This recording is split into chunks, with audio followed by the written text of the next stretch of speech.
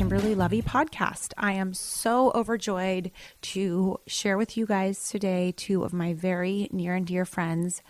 They are a married couple, Stephen and Amy Feng. And I met Stephen 10 years ago while we were both pursuing our master's in business administration at USC. And I have had the joy of meeting his beautiful wife, Amy, as well. Amy came to the United States 2 years ago with Stephen. She finished her MBA at Indiana University this past May and is now working at a large biotech in Los Angeles. And today's episode is going to be so inspirational to all of you guys. We talk about what it's like having the pursuit of the American dream in modern times. And they give you guys so much inspiration. They will fill you with gratitude and maybe reinstill your faith if you've lost it.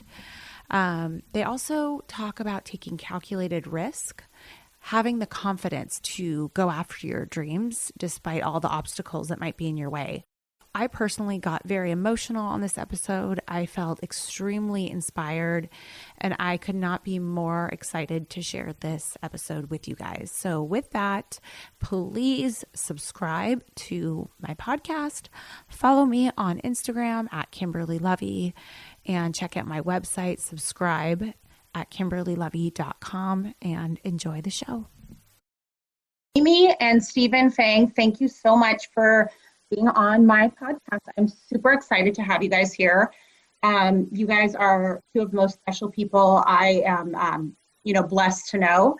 And you're a source of inspiration for me personally, both of you in your own respective ways. And I'm just super excited to have you guys on and share so much of your internal dialogue and just show the world who you are. So welcome. Thank you for having us. Yeah. So you guys are from mainland China. So Stephen and Amy, maybe you can just give us in a sentence exactly where you're from in China for our audience. Yeah, I'm from Shanghai. I was born and raised in Shanghai. I was born in Harbin, which was very near to Russia. And then when I went to the college, I went to Shanghai and stayed there and worked there for almost 8 years. 8 years, yeah. So Amy has lived different places in her life. Back in China, in Guangzhou, South China, in Hong Kong, in Shanghai. She had her master's degree in Shanghai. I pretty much lived my whole life in Shanghai before I came to the US when I was 30. It's interesting just to talk about that for a second. So, when I look at both of you, I met each of you separately when you were newer to the United States. And I was thinking about what guts it takes for you to leave your country and to come to a new country, not being fluent in the language and maybe having some foundational knowledge of the English language, but just leaving your families. And the reason why I think this is super important to talk about is because right now, 2020, as we all know, has been a difficult year to say the least. And I think a lot of people like me and you guys, there's a lot of transformation happening, and change and transformation can be super, super scary and very uncomfortable.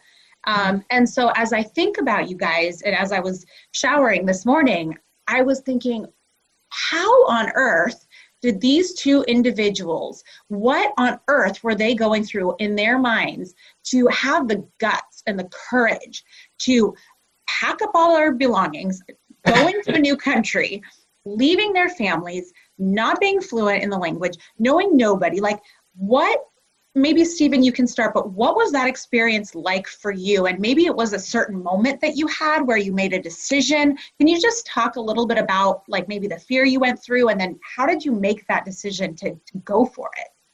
Yeah, so thanks, Wasi. Yeah, I think it's not necessarily a kind of pivoting moment or a magic moment. I think it all starts with, it starts a long time ago when I started learning English, right? So, there's always a vision that, okay, so this is a second language I'm learning, but not a single Chinese is using this with each other. So what it looked like. And when I was a kid, I used to kind of host some of the guests from foreign country for our schools, and they were talking about their life in US, and they talk about their lake house, their boats, their dogs, which in China in 80s, like no one had that.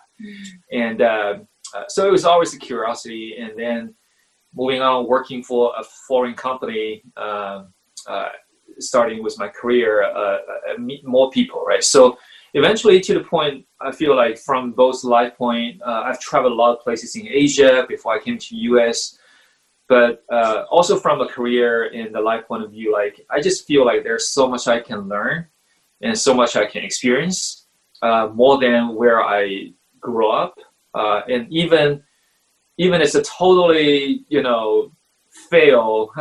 failure, it wouldn't hurt. But so I always have a place to come back, and my family is here.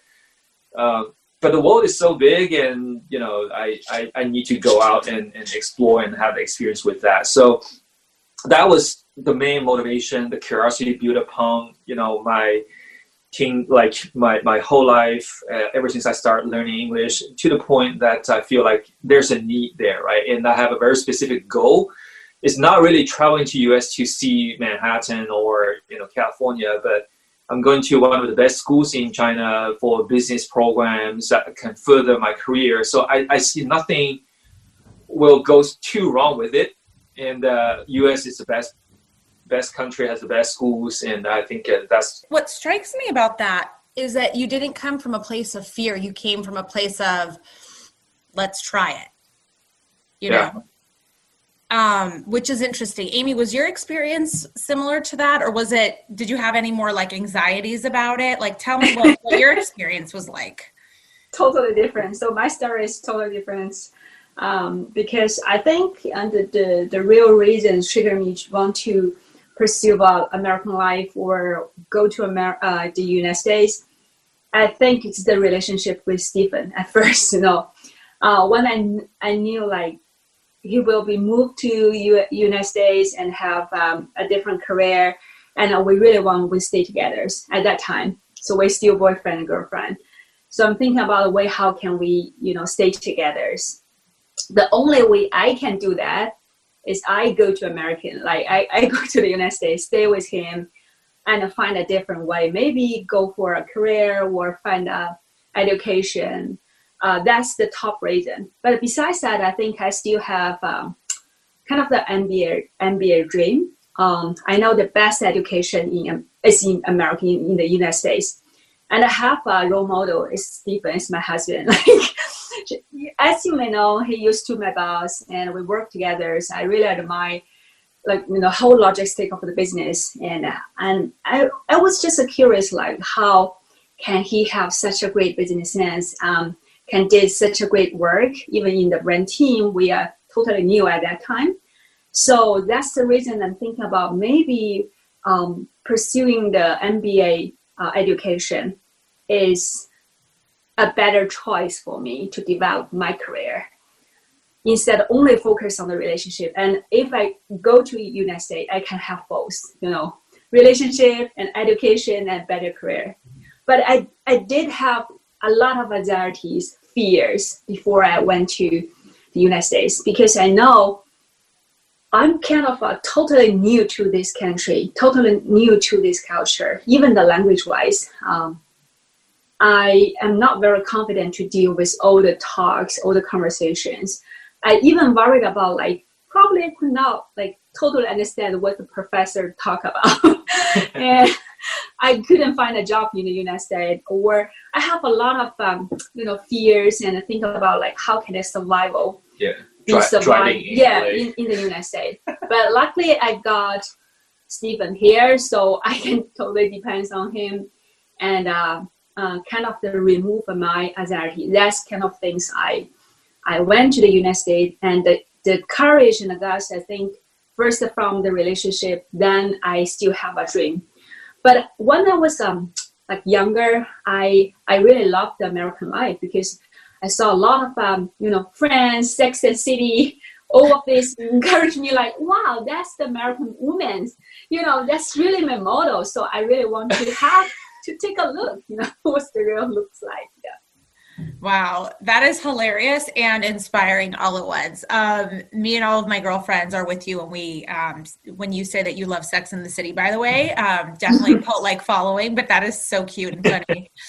And so were your families supportive? Like and again, I'm trying to illustrate the journey because I want those people that are listening to us to really wrap their mind around what taking a leap of faith entails. And you guys have already described, you see an opportunity, right? You feel the anxiety, you have fears, and these are real fears, like, going to a country where you don't understand or cannot speak the language. You know nothing about driving there. You're trying to get a huge education. I mean, these are major fears and challenges to tackle. And, so I love that you're illustrating some of those different, thoughts. And so I guess, what about like to the person that's kind of seeing an opportunity right in front of them, and maybe their opportunity looks different, right? It can be like they want to start a new business, whatever that opportunity is that's in front of them. They see the opportunity, they're feeling the fears, they are starting to, perhaps talk themselves off the ledge, like they don't want to go for it, but they do want to go, and they're doing this dance. What does it look like in terms of your family's response to this? That's another element that I think we can't, underestimate, that I don't want to miss. What are your parents saying? Were your parents generally supportive or not? To me, I think it's kind of mixed, right? So my parents actually knew America a lot less than I did. Even for the first time I came here in 2010. Even I knew pretty much nothing. Like I'd never been here. No one told me anything like very specifically. But I think my parents actually, especially my mom, tried to talk me down, try to talk me out of the idea. But she's generally very supportive for any decision I made. So there's a kind of emotional moment I remember. She was like, yeah, go for the GMAT, go for the TOEFL, like go for the application, go for the admission. But once you get admission from a school, it's kind of achievement milestone you've already have, right? You're recognized, but you don't have to go. It's like another whatever certificate you got. Like you got admission from US top schools. That's good. That's accomplishment. You can stay. I don't want you to go. You're my only son, right? And I was like, yeah, but no. But what may have been in denial. I never left her arm, like her house actually, all the way till I was 30. So we always lived together. It was really hard for her. I know that she was a little bit depressed in the first 6 months-ish. My dad told me later, and she tried to talk me into different challenges, right? She was like, it's very expensive. Do you have enough money? Like we only have this amount of money, and USC is expensive, LA is expensive. I was like, yeah, I mean, let's talk about admission first. Like if I can get admission, like money is the last thing you want to talk about, because I can find 1,000 ways to get money. I have uncles, I have friends, I have banks, I have loans to take. Like money is the last thing you worry about, but you need to do and make progress. Like eventually you want to get admission, get a ticket, then you worry about the money. And my mom was, do you have enough money to even start the whole thing? I was like, yeah, you don't need the money to start the whole thing, but you probably need the money to really be there. But you first need to be getting the ticket to be there, then you talk about money. So we were thinking a little bit differently, but eventually that's how I found myself. I had 2 uncles supporting me. I have lifelong friends from undergrads who funded me like 20 grand something for the second year. Figure out the money. But wow. Then the second time I came back to US to work, they were a little bit more confident, but still they don't want me to leave. So I had a different conversation. It was more about how I make a bigger family plan, like how I get their visa, how I kind of accommodate the housing to have them to stay here, let's say half of the year. So we don't kind of separate too long. So it was a little bit different conversation. Second time I came here 2 years ago. But the first time was, I was looking back, I thought I was really, really fearless. Like I didn't even know what I was handling. And I was like, yeah, go. You know, if you don't mind, I have to just, I think this is such a huge point that you're making. And I'm sitting here with my jaw to the floor. And I really want to pause on this for a second, because it's important that people hear what your line of thinking here. You are sitting here, you're not coming from a place of scarcity. Okay. You're coming from a place in your mind of abundance. Okay. What you're saying in your mind as you're making this happen is money is not going to be the roadblock that I focus on. I'm not going to focus on, what's to come down the line. I'm going to do the next best thing, which is getting the price of admission, or getting the admission, as you're calling it, which is admission to a school, right? Getting invited, focusing down on just that. Step one. What you're not doing is you're not lining up all of the roadblocks that are in front of you and then just being so overwhelmed to the point where you're just going to quit. You're actually, what you're doing is you're prioritizing, and you're taking it one step at a time. And then as you get to that next step, you have such a confidence in yourself, which is extremely, this is what I'm saying about who these people are. I mean, this is big stuff. This really shows your character, right? Like to have that level of confidence, to be telling your parents, not only am I going to apply to this school and go through the GMAT. By the way, for those of you listening that don't know what the GMAT is, that is the test that you must take in order to get into your master's MBA, Master's of Business Administration in the United States, which is not an easy feat in itself. So I don't want to gloss over that, but I've been studying a lot about, reading all these self-help and Tony Robbins and Ed Milet and all these incredible, gurus. And something that they really talk about is don't come at things from a place of mind of scarcity. Like you have to believe and know that the world is an abundant place. There's enough out there for you. And I think having that mindset, which you just unconsciously did, I don't even know if you worked to do that, but it was the confidence and that mindset of abundance are the two things in that scenario that I got from that. Let me share with you one additional layer of thoughts really quick, and I'll use it to describe it. So another layer of thoughts is there's definitely a logic there. It's not really like a kind of blind courage or blind gut, right? So I'm not really applying any school like ranking like 100 in the States, so which actually may lead to a point that I may not find a good job. I may not have a good income to pay off my loans or debt. So the goal I set is top 20 USB school, right? So, and I did the research. So the average payout at that time is probably like, 90 grand to like 150 grand, fresh graduate from B school at that time. So let's say average 100 grand.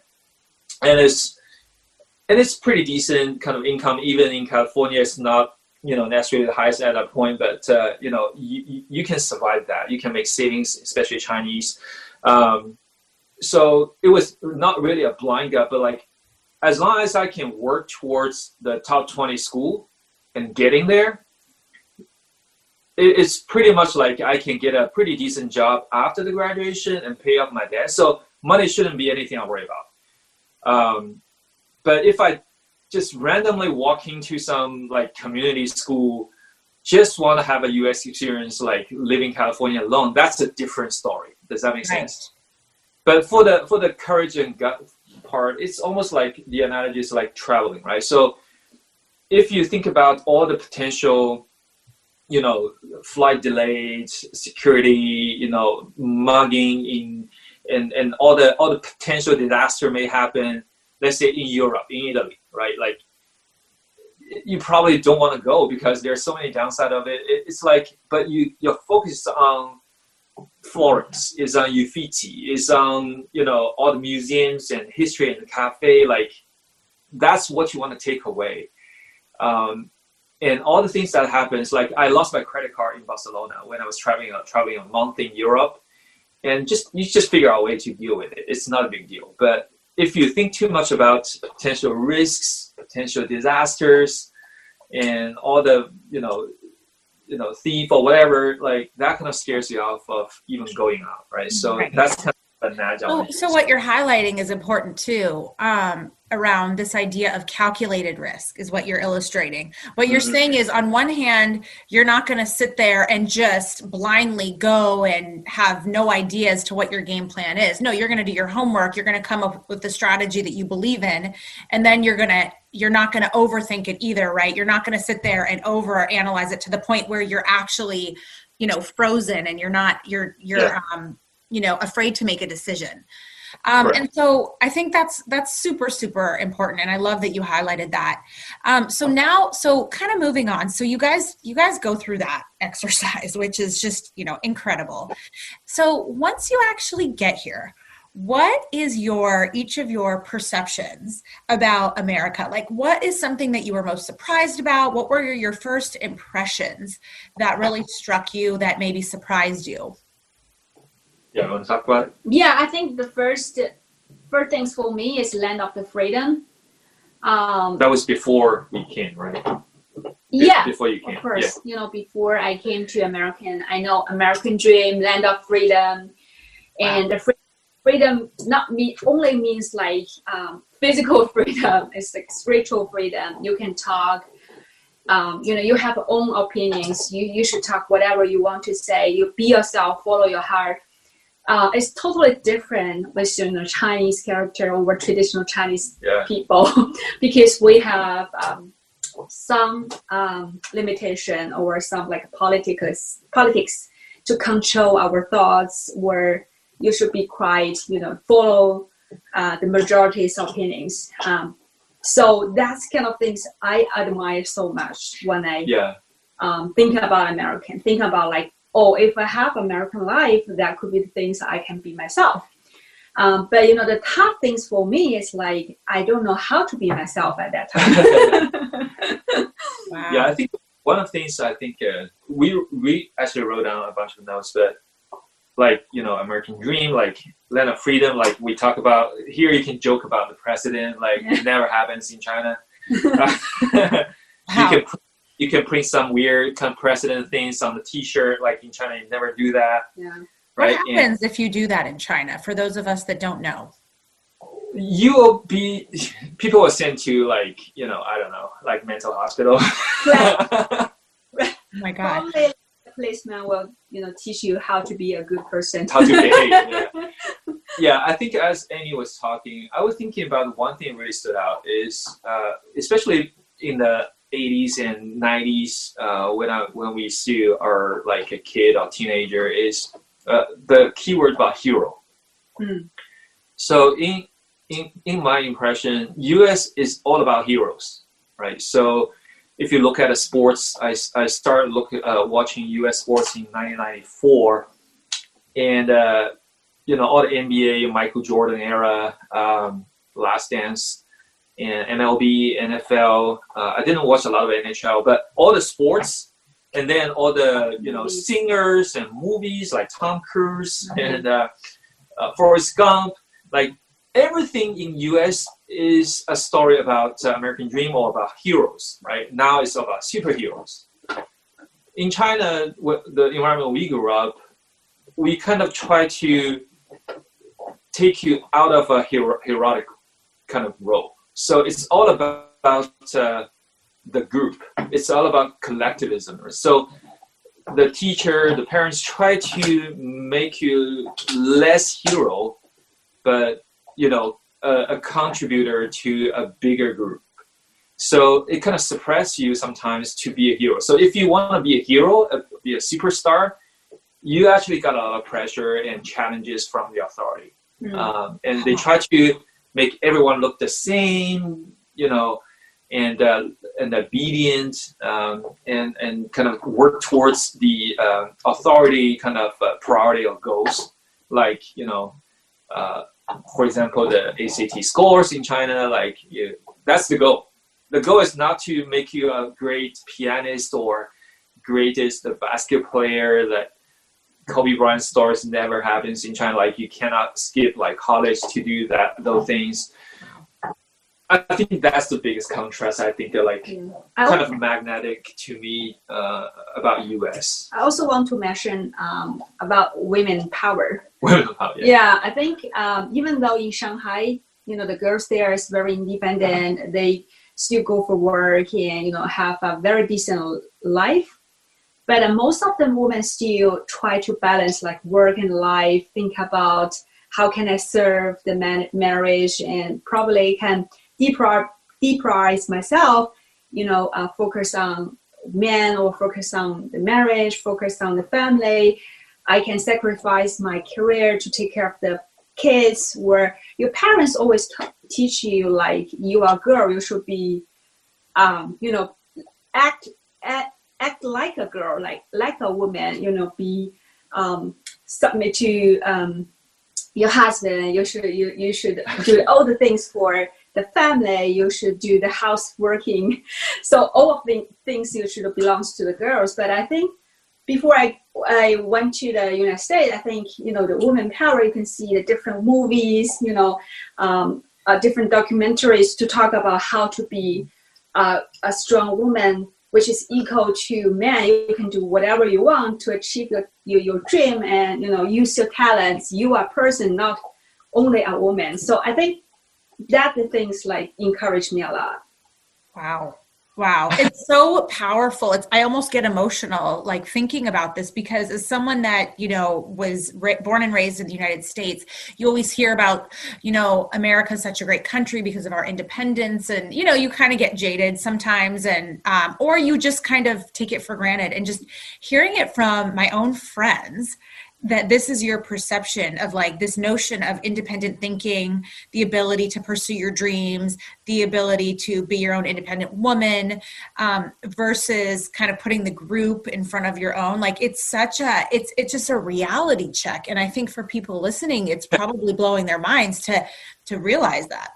Yeah. And also before, I think, in the first 30 years I lived, I think in the whole world, all the major breakthroughs, all the major progress in almost any aspect of life, right? Like science, like technology, business, education, life of quality. Every single successful story came from US.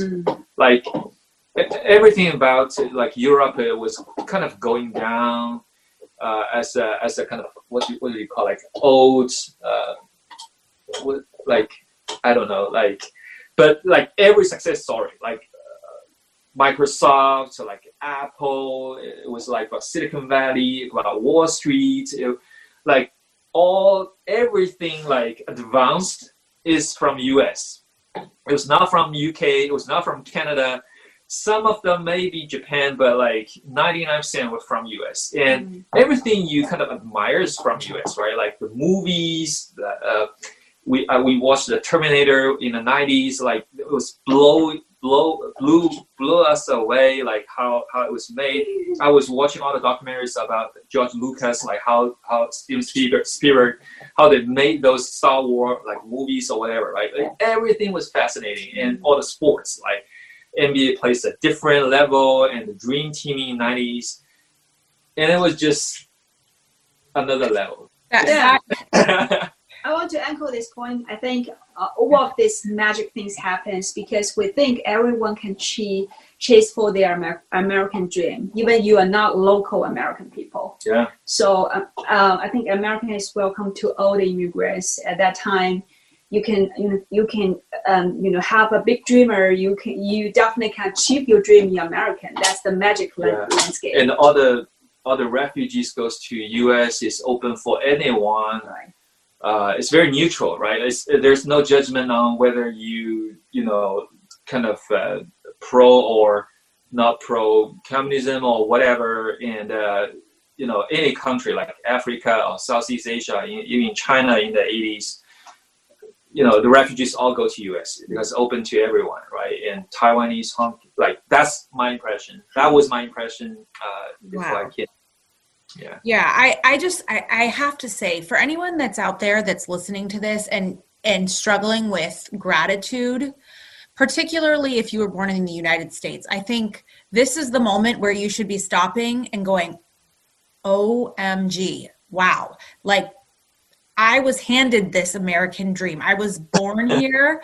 These people have to fight. And I know a lot of us have heard about it, but to hear it from these young, vibrant Chinese friends of mine, I just hope that I'm bringing this to life. And not me, but they are bringing it to life for you guys to really sit down. I want everyone to sit down wherever you are, and I want you to just say thank you. Because the fact that we can say what we want about whoever, that we can dream whatever we want, and that we can take action if we work hard enough and fight for our dream, and that can all come into realization in America, and that we are the leaders across all of these industries, and that we are setting the tone for the world. I mean, that is just, it should blow your mind. It blows my mind to just hear this perception, and it's so interesting. And so moving kind of forward, what are some of the biggest challenges of being new to the country, or things that you wish that you knew coming here? Yeah, we talk about the things we wish we knew. First of all, we wish we knew that my English was not that good versus what I thought my English was back in China, and also the RMB exchange rate will go down that much after. I think one of the challenges Amy talked about that I kind of definitely echo on that is the whole China education doesn't really focus on who you are and what you want to achieve, that kind of, or like a development of character. I think it's a little bit task driven. It's pretty specific goal setting. Like, when you're in elementary school, your goal is going to the best middle school, then the best high school, then the best university, then probably the best job or company in the market, then get married. There was not a lot of discussion in my age, right? There was not a lot of discussion or conversation, even with the parents, about who you are, what do you really want to achieve, what you look like, what kind of life you want to live, that kind of self-exploring, that kind of, I would say, like, that conversation about self-identity was definitely not there.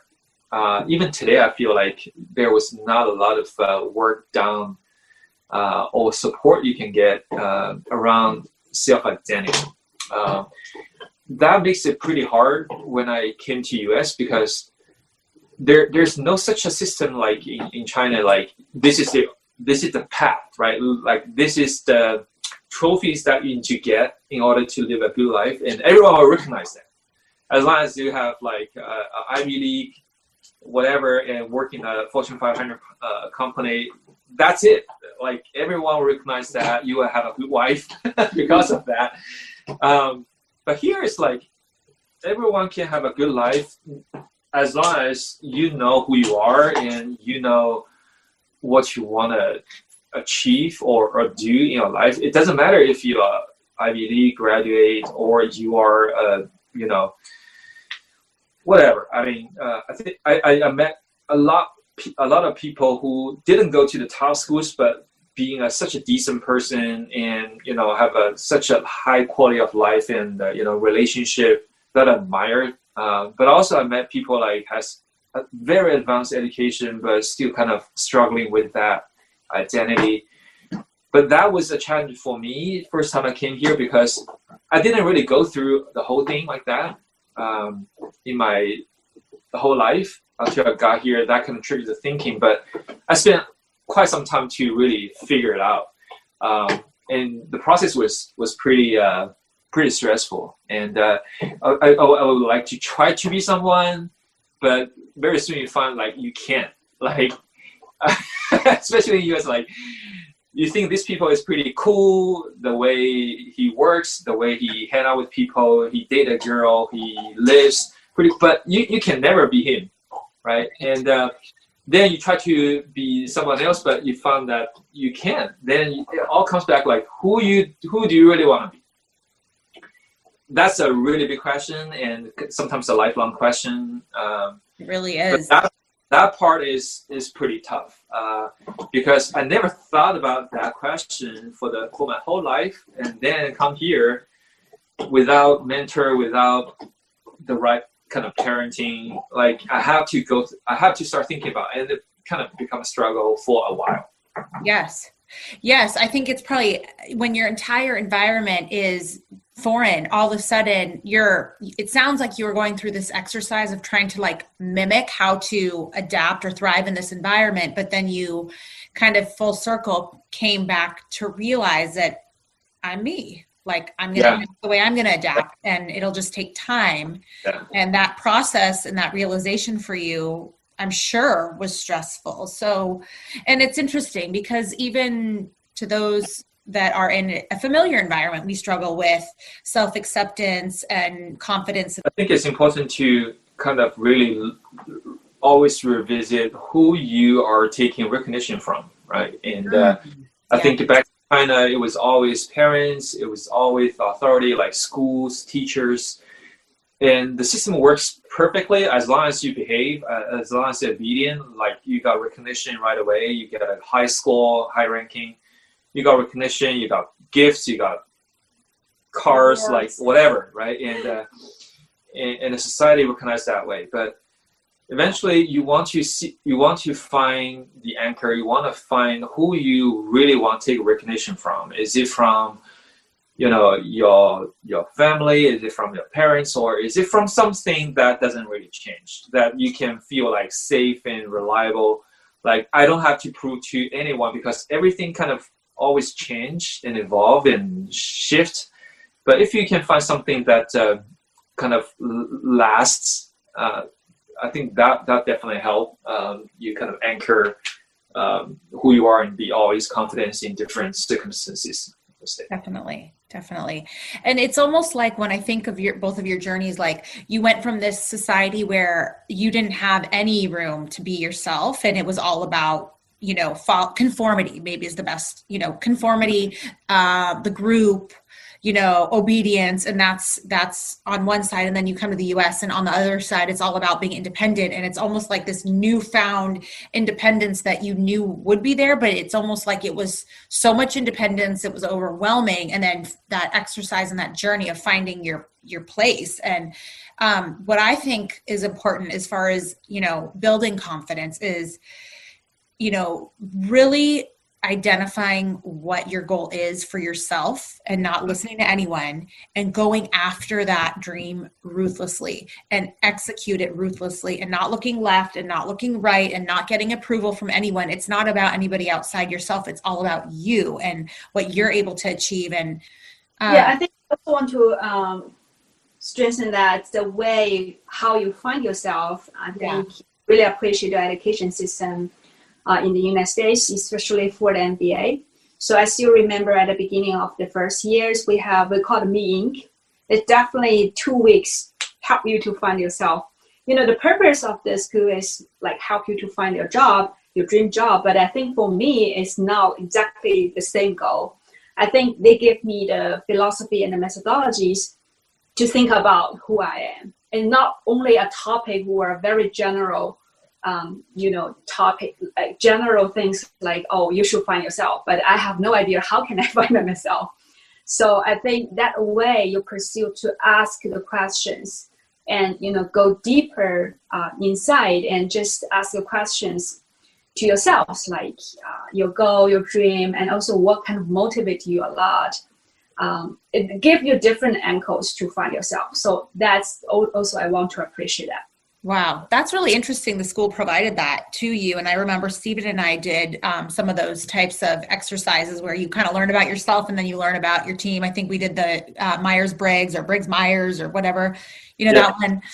Remember? And so for those of us that are trying to be, inclusive and, assist any of our friends that are coming from countries that are outside of the United States, what are some things that people in the United States could do to perhaps help their friends that are transitioning and making this leap to the United States and just to help them acclimate a little bit more? Yeah, I think for me, I think just, American people are very friendly. They give you, typically when I study at school or now works at working, they, before the conversation, they just did a small talk and, try to be friendly. But for me, it's kind of, I also want to build the real relationship. Like, that means like make the real friends with American people, reach out to their life, their community, and see how they're, what kind of life they look like, and, talk with them, share the foods, share the life. That's the way I think we can know each other better. It's not only focused on small talk, how's the weather, how's your family, how's weekend. You can go to much deeper topic, like our conversation like this, like what kind of life in American, what kind of challenge you ask us. We really, appreciate that, because I know you value us, you care about us, and also want to know each other better. So that's why I think, as the immigrants, we really appreciate that and also want to make friends with Americans. Yeah. I would say, I would echo everything Amy was talking about. I think 2 words. One is just be curious, and also be patient, right? So sometimes you're taking, like, I had a similar experience when I was in Shanghai, when people from other cities, other countries come to Shanghai. Like, I feel like I'm the what do you say? What do you call it? Like, I'm the majority here. Like, I'm from here, so like, you are coming from other cities, or you are coming from other countries, so you need to adapt to whatever happens here. But if you're curious enough, like, you see them as a person, and everyone has a story, right? Especially for immigrants. And if you're curious enough just to be patient, to listen to their stories, ask follow-up questions, really not really even trying to like them, but just trying to understand them. And you'll find a lot more than probably you would imagine. So don't take a lot of assumptions, but just be curious and patient. And sometimes a gesture is, like, small things really matters. I remember in the first year, Han and I actually lived together. We didn't even know, like, how to party, how to really, like, mingle with local students in the States. And then we got that group invitation from you and Hillary, right? And in Santa Monica. We've never been to Santa Monica. He told me about this story. And I didn't have a GPS. I had I had a Nokia phone. And I was Googling your address and print it out or write it down, the exit number, and then we searched for it, and we just did some courtesy, like, went to we ran to the Ralph's and bought some flowers and a bottle of wine. Like, we went there. Like, that was not a huge, like, housewarming party. That was like almost like an open house, like walking out. We didn't know anything about how Americans party. Like, in China, if you see a party, that's like a very legitimate, like, you have to be there on time, and wow. Yeah. And be like, there'll be menu served or whatever. Like, but I remember that we were so excited because some American students invited us to their housewarming party, especially in Santa Monica. So we got really excited. And also, I remember when we went, we were really happy because we can also hang out in community in Santa Monica. But I remember when we went there, we didn't even know how to pronounce your name. So we called you Kimberly, and we called Hillary Hilary, and you guys were never, like, give us the ugly face, but you were laughing. Hillary was laughing. I remember that. Like, very gently corrected us as Hillary is not Hilary. Like, you only say hilarious. And I'm Kimberly. No, I'm Kimberly. But I was talking about the top brand of toilet paper in China is Kimberly Clark. Right? Jokes, right? And but I think the gesture you give to us, the openness, that also the reaction you give to us, it was very inclusive, was very encouraging, versus like kind of being a little bit indifferent. If you were a little bit indifferent, if we didn't get even a group invite from you guys, that will have a very different, I think, relationship or experience for us specifically. I think the second year I moved in with Johnny and Ashton was also a big deal. Was a huge deal for me because they were considering that they didn't really judge me or have a bias. So we moved in. So that's a whole different story. But that's another life-changing experience I had in Hermosa, right? So yeah, again, I think curious and patient, and just sometimes just ask will be making big difference, I think. Absolutely. I love that.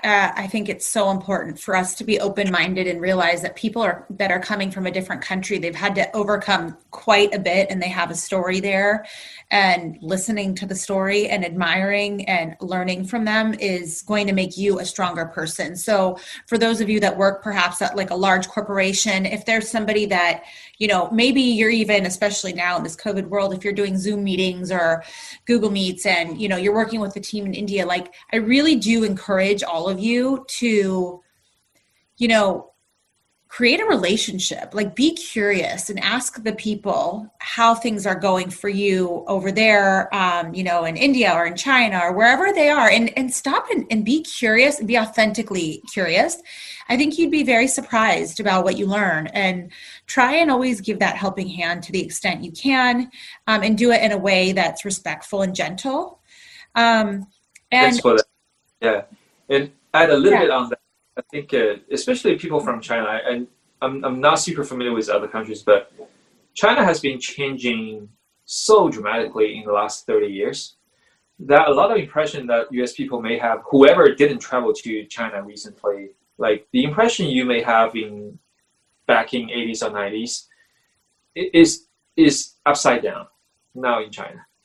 And that's why I think it's also important not taking an assumption, because the China is not a China that probably a lot of people knew, even 10 years ago.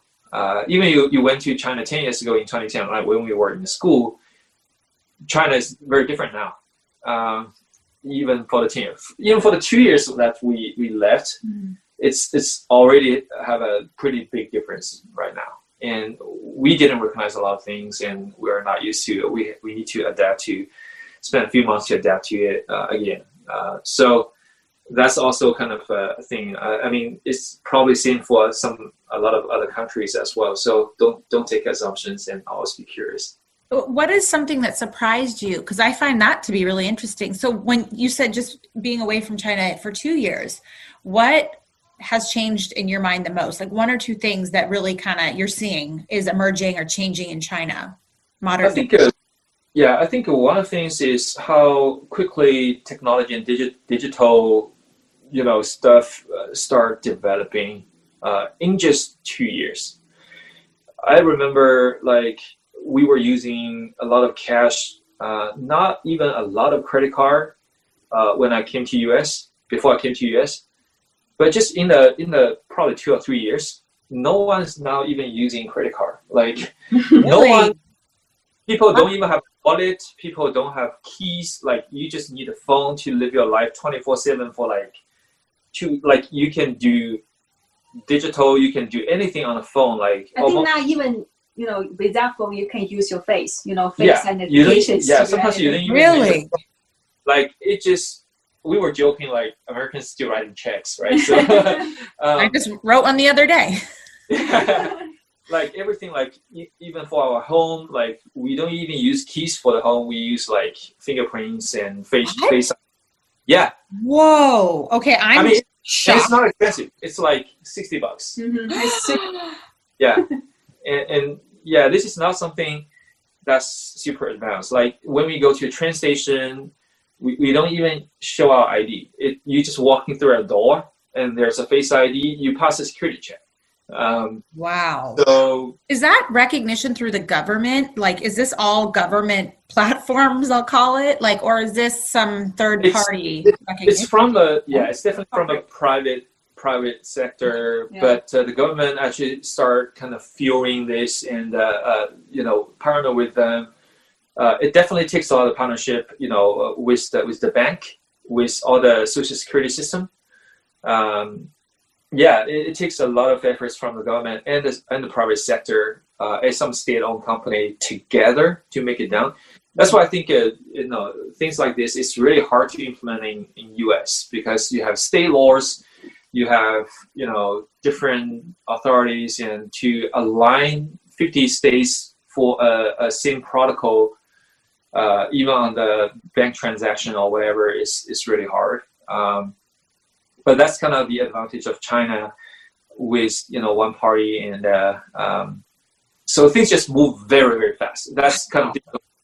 But also infrastructure, right? So when I left China, China has probably 10 metro lines, which was in Shanghai alone, right? Which was a lot. Now it has 18 metro lines. It's almost like you don't need a car. Public transportation was so convenient. Again, you don't need any ID, card or phone for the public transportation. You just swipe your face or whatever. Sometimes just a phone. They built a bridge pretty much from San Diego to LA in a year over the sea. Wow. They built a train station over a week, redirect the whole rail thing and build a train station in a week. So the speed of development is really fast, so that's something that I think the infrastructure and also digital are the two things that goes really, really fast right now. Yeah. How do they use social media? Are they on TikTok and Instagram, or do they have their own platforms? Can you just explain that to those of us that aren't familiar with how it all works in China? Okay. I think we use a lot for the WeChat and TikTok. Probably Instagram and Facebook is not allowed in China. But the reason is not we don't like these apps, or government don't allow use American apps. The reason is the government try to protect, their authorities of, they want to control all the words, all the statement, all the opinions which against communists, right? Against the governments. So WeChat, TikTok is all from China corporate, China companies. So they have the partnership with each other. They can control the data, monitor what kind of things, what kind of words you say, how you show your opinions through the social media. So don't influence others. Don't to. Yeah, that's one way to look at it. A little bit from kind of the dark side, but from the bright side, I think it's almost like. Put it this way, it's almost like, for example, once you found that, for example, the election in 2016 was influenced by Facebook or whatever, right? That kind of scam or whatever, you decide to shut it down because it's really hard to control that, and there's a lot of risks there, and you just shut it down. But we still have a pretty strong social network there. It's just not as accessible to any so I think it's almost like a little bit polarized in the States and in China. So in the States it's extremely open, you can say anything you want, but the thing is I think it's really hard to identify which is true, which is it's really hard to find the truth, right, when you have so many voices. And also the social kind of algorithm, social media algorithm is kind of putting into tribe. It's tribalism. It's but in China it's hey, because there's risk there, so I just cut it off and clean it. So you don't have tribe, you have one tribe across the whole country. And so you don't have to think about too much what you need to really find in China, in terms of social media, especially on the politics. I think nothing they really filter in terms of personal life or technology. Only thing about anti-government is kind of very strongly controlled, filtered, because they don't want to have any division. They want to have any rumors, scandals, or but also from the other side is a little bit dark, right? And but US is totally open. Then the trouble is you don't know what is true. for a lot of times. I think. That's for sure. I can tell you, I'm generally confused about what's true and what's not, as well as a Native person. That's so interesting. So I know we've been kind of going long, but it's just been so interesting. There's one more thing we didn't really talk about, and I'm really, really curious about this for you guys, if you don't mind sharing for just a few more minutes. So you guys, I want to congratulate both of you guys, because you are with child. Yeah. So overjoyed for you, for both of you. And I know you guys are going to make just the most amazing, incredible parents. And I really, really mean that. I mean, you guys are just such a force. You're such incredible people. And I'm just so overjoyed for you. Can you maybe just talk a little bit about, what is the appeal to having a child in the United States? If that was, is that something that is strategically beneficial for your family? And just like, what is it like? What are the benefits of maybe just building your family here in the United States versus back home? And then also, if you want to share anything about how unique it's been, being pregnant, Amy, in a COVID world and what that's been like for you guys. I just want to hear a little bit about that journey. Yeah. We actually didn't intentionally build family or have kids here in the States. I know that some Chinese may do that, may still be doing that. But for us specifically, we didn't really intentionally to get married and have kids here just for the sake of having that here in the States. But it just happened. We are not in our 20s, so we want to have kids as soon as possible. So we don't want to wait to the point that we eventually go back to China at some point and then have kids.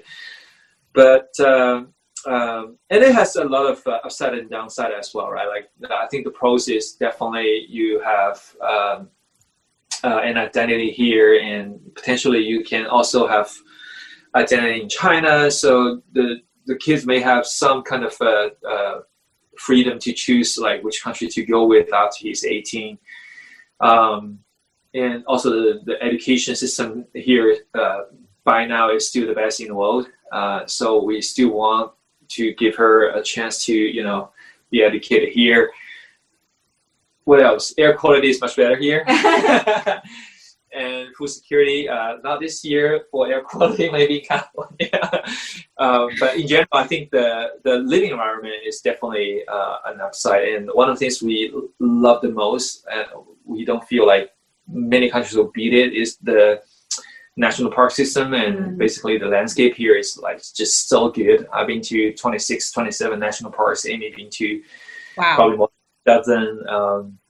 And the living environment here, the cost of living is also is a lot lower than in China, than in Shanghai. I would say, like, not in China, but in Shanghai specifically. So cost of living is a lot lower. Even California is cheaper than in Shanghai in general, especially housing. A lot more space.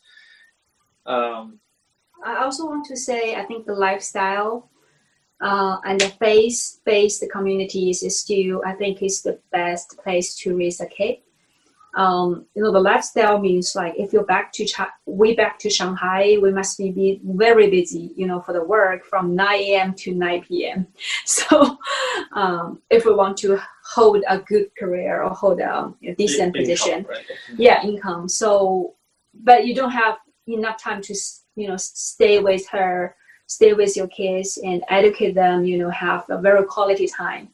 But in America, I think every family, every parents will value the kids instead of the career. But, you still have time to develop your career.